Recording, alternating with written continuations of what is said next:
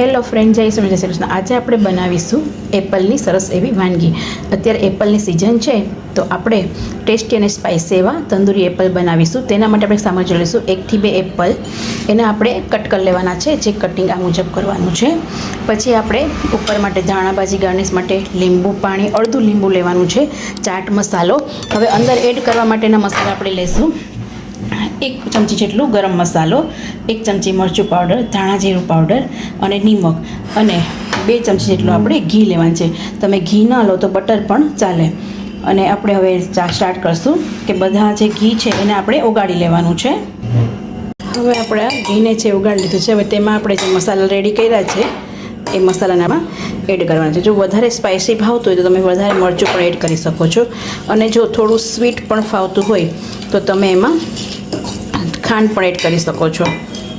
ઘી છે થોડું ઓગળવા લાગશે એટલે થોડુંક આમ ઢીલું થશે, એટલે તરત જ એપલમાં સરસ મિક્સ થઈ જશે. આવી રીતે મસાલો છે રેડી થશે. જરા ઘી પણ વધારે નાખવું પડે તો તમે એમાં એડ કરી શકો છો, પણ મસાલો થોડો ઢીલો થવા દેવો જોશે.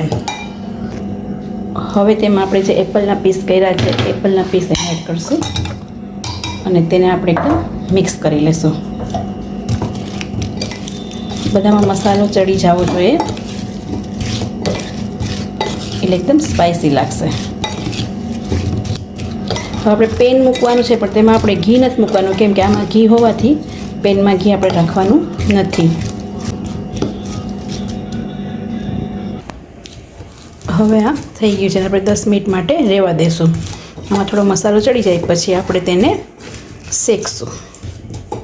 હવે આપણે 10 મિનિટ થઈ ગઈ છે. હવે તેને આપણે પેન ઉપર રાખશું. પેન પણ આપણી ગરમ થઈ ગઈ છે.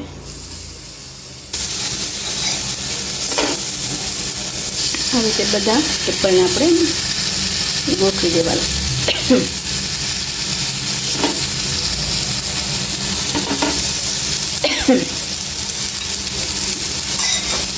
આવી રીતે બધાને ગોઠવી દેવાના છે, અને પછી આપણે એને 5 મિનિટ પછી આપણે એને ફેરવીને જોવાનું છે કે થઈ ગયું છે કે નહીં. એને થોડી વાર આપણે શેકવા દેવાનું છે.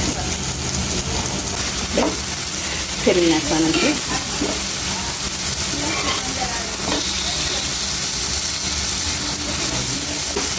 આવી રીતે બધાને ફેરવી લેવાના.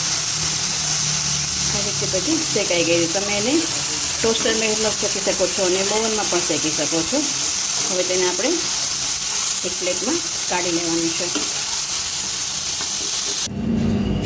હવે આપણે આમાં જે આપણે લીંબુનું પાણી રેડી કર્યું છે એને આપણે એડ કરીશું.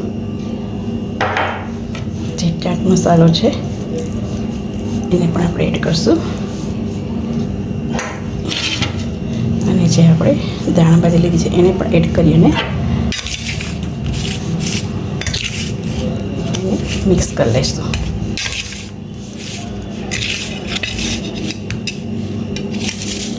હવે તેને આપણે સર્વિંગ પ્લેટમાં સર્વ કરશું.